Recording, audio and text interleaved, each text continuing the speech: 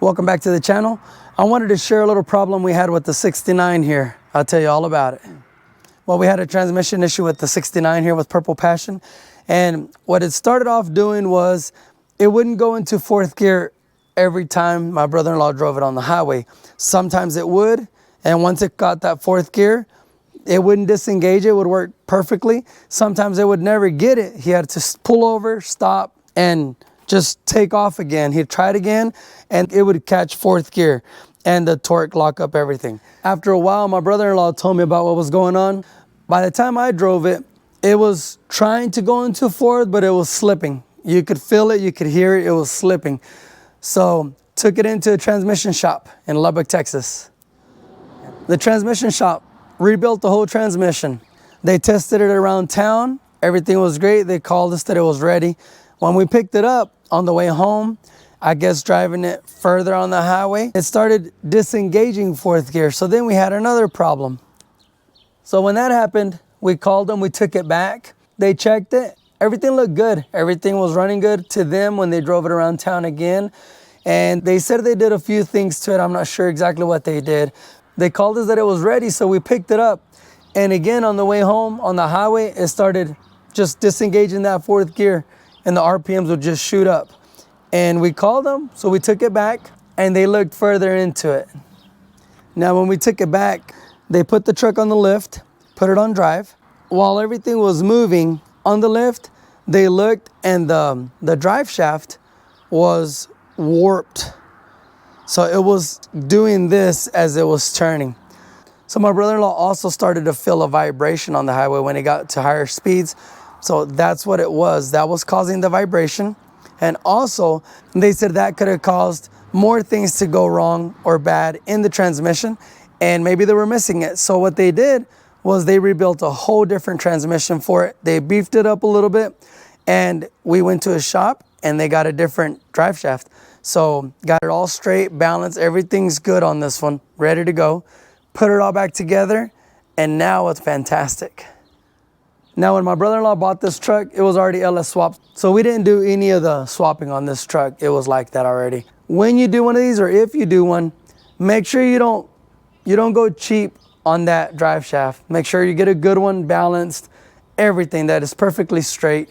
Because, you know, when you do a swap, you're worried about the engine, the transmission, but the drive shaft has a lot to do, and it can cause a lot of damage. So don't forget about that drive shaft and spend a little extra money and get it right the first time. So now the 69 Purple Passion is running great. So it's been doing good. My brother-in-law's been driving it on the highway, put quite a bit of miles already on it. He wants to test it.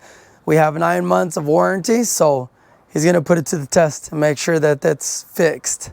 We're glad that the shop were nice about it, and they built another transmission, didn't charge anything extra. They even beefed this one up. They just wanted to make sure it was done right, because they said they wanted us, if we ever need something, to come back, which of course we will. You know, things happen. Sometimes things don't work the first time. We work on cars, and sometimes you think you got it fixed and you don't. So we understand. They did a great job, and we will be back if we need something. So we're excited about the way everything turned out. It's running now. That's all that matters. I also wanted to show you a little bit of what we're doing in our shop and getting it ready for that cutlass to come in for paint. So let's go. Let me show you. So just wanted to touch up real quick on the shop that we're building.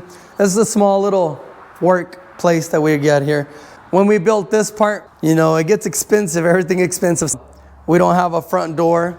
We don't have a side door to get in and out of the shop. It's just open. We're gonna paint the car. If you saw the last video, at the very end, you watched where we dropped it off, and one of my buddies is getting all the body work done and prepping everything, getting everything ready to go, and we're gonna paint it here.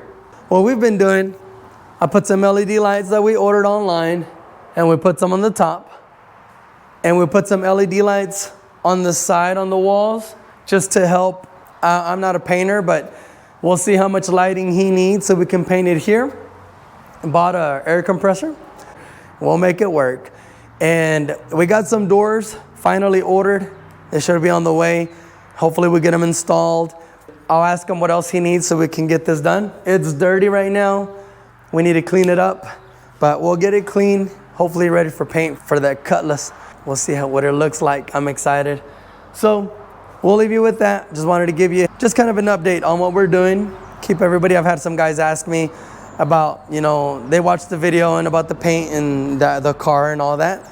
So just this is what we've been doing after work, you know, installing lights, getting little stuff ready for him. So when he's ready, this is ready. So hopefully we get after it and get it done. I'll see you guys on the next video. Hopefully we have some more footage, maybe even the car coming in for paint. I'm not sure where they're at yet, or he's at right now. So hopefully we'll get some more info, get some more footage for you, and we'll get a video up soon. Hold on, let me start over. So then we took it to, it started doing, okay, hold on.